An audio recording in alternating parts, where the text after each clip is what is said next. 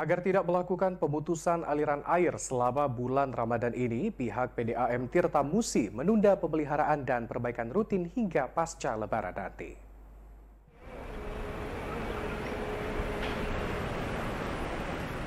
Untuk menjamin masyarakat Palembang tetap mendapatkan layanan air bersih selama bulan suci Ramadan, pihak PDAM Tirta Musi mengaku telah melakukan sejumlah upaya agar tidak terjadi pemutusan aliran air selama bulan Ramadan. Di antaranya menunda pemeliharaan dan perbaikan rutin hingga pasca Lebaran nanti.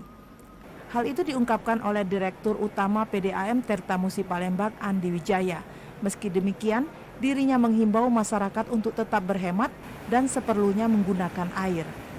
Selama menjalani puasa ini kita rencanakan tidak ada pemutusan aliran karena kita memang tidak merencanakan adanya perbaikan ataupun adanya rehab pipa-pipa yang ada di kita selama bulan Ramadan.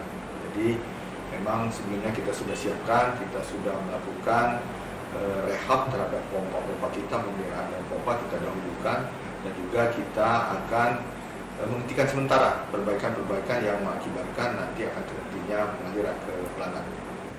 Kebutuhan air bersih pada bulan suci Ramadan cenderung meningkat karena warga membutuhkan untuk bersuci guna beribadah malam. Tim Liputan TVRI Sumatera Selatan melaporkan.